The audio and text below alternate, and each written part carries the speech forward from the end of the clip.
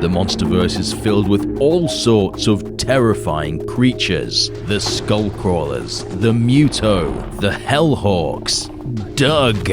So going into Monarch Legacy of Monsters, we expected a ton of new titans to add to that roster. And from the get-go we get several new Skull Island creatures that duke it out to the death. But the most interesting monsters in this episode, outside of Godzilla, is possibly the Endos Swarmer, discovered in Kazakhstan in 1959 by Dr. Mura, Shaw, and Randa, being disgusting insectoid creatures that swarm over its prey. They really made a lasting impression, being one of the few smaller creatures that our main characters in the MonsterVerse has encountered.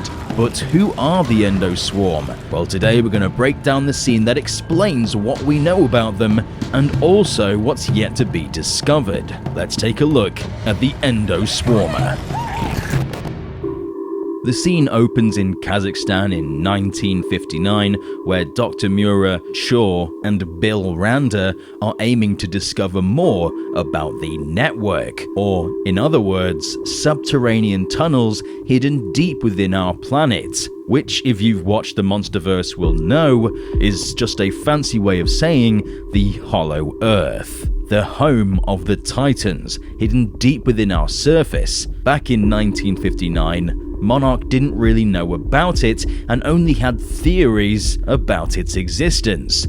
Even going into Kong Skull Island, they only theorized about the scale of the Hollow Earth. So here, we are witnessing the very discovery of that theory. They park up by a fenced-off complex with the sign saying strictly forbidden. They collect their gear and radiation equipment because this area should be filled with radiation. The reason that is because this is actually the area of a nuclear meltdown. A power plant was built here, but soon after its construction, it broke down, with the reactor collapsing in on itself. As far as the civilians know, this was just a meltdown. For those that watched 2014, a very similar incident happened in Janjira, where the MUTOs dug from underground up to the surface to feast on the radioactive core. So the Doctor theorizes that a Titan could be absorbing the radiation. Shaw even states that Titans think the A in atom bomb stands for appetizer. They come across a child who's hunting for food, who actually tells them that the contamination was a fairy tale invented to keep the curious away. But what could there be to be curious about? Well, he states the old folks say the government burned straight through the earth into hell, which could be referencing a tunnel straight to the Hollow Earth. So who knows what creatures have risen to the surface. The Doctor checks her Geiger counter to find there is actually no radiation, so they take off their masks knowing they'll be safe. Once again, this scene actually mimics what we saw in 2014 with Joe and Ford Brody, as they travel out to the forbidden zone of Janjira, yet they discover that the protective gear isn't needed. They come across the power plant and we can see it's been completely abandoned. The three of them walk down to the site and begin to set up instruments in order to properly map out the surface by using explosives. A similar method was used in Skull Island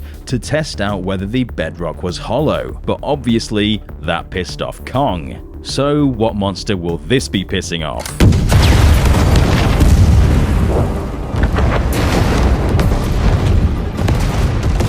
They find out that there are subterranean tunnels much deeper than they originally anticipated. So what's burrowed from beneath the surface, and where did it come from? Our team make it to the heart of the power plant, where the radioactive core should be, but in its place are hundreds of glowing eggs. Now, if you watched the trailer and thought, are those MUTO eggs? Well, you're not wrong. These are actually classified as a new form of MUTO, not actually the same species as the Hawk MUTO from 2014. Their biological name is actually Jinshin Mushi. This is something completely new. but this is another form of massive unidentified terrestrial organism. But these are only babies. One can only imagine how big their mother is. The doctor descends to the nursery to begin examining the egg in order to collect genetic material for research purposes. The eggs are around 3 foot tall, veiny, and glowing orange, and inside them are several insectoid creatures. This scene actually gives me heavy alien vibes, which I really love. This scene just bleeds tension, but with both of them down there, the floor being unstable begins to give way. The floor and the building begin to cave in on itself, so Shaw grabs Kaiko and begins making their way back to the rope to get back to the surface safely. But upon looking back, the creatures have begun waking up, awoken from the seismic activity, and then we get our first good look at them. They appear to be arachnid-like with 8 legs and many smaller eyes at the front of the head, with an overlapping armor-like exoskeleton which resembles something like a scarab. With their sleek and smooth exoskeleton, it's clear that these creatures are designed for burrowing. And with all the creatures waking up in unison, it's not too hard to believe that they function similarly to ants,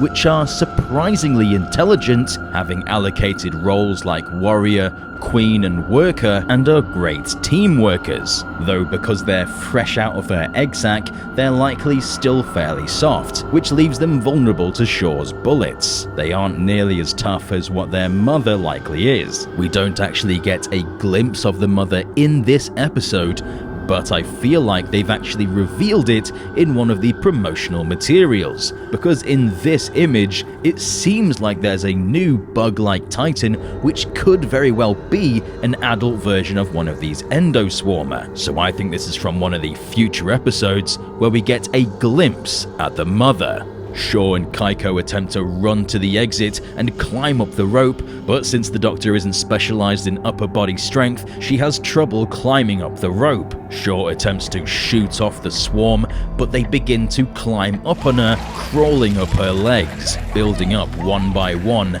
it begins to become too much. He tries to shoot them off, but he doesn't have nearly the amount of ammo he needs to properly defend her. They climb up, likely biting and clawing at her, Randa not being able to take any more with the weight being too unbearable, lets go and she plunges to the pits below. Shaw and Randa look upon in disbelief at their loss of their closest friend. Now the fate of the Doctor is unknown. She of course could very well be dead, nothing but food for the Endos Swarm. But in this modern age of television, we know better than to accept the fate of someone without seeing them properly die. I think there's a good chance that she's at the bottom of the pit and will encounter an adult Endos Swarmer. But that's just my theory, don't hold me to it. These creatures were incredibly done.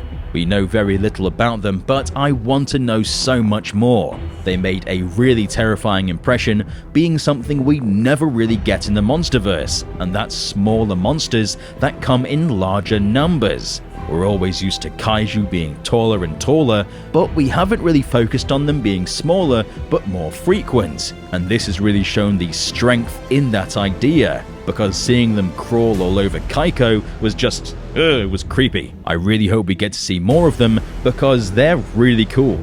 But what did you think about the Endos Swarmer? Did they creep you out too? Let us know in the comment section down below. There's plenty more MUTO breakdowns coming, so subscribe and stomp the notification button to become a resident of Dangerville today, to not miss out on all that Monarch goodness. And be sure to give this video a big old Kong-sized thumbs up.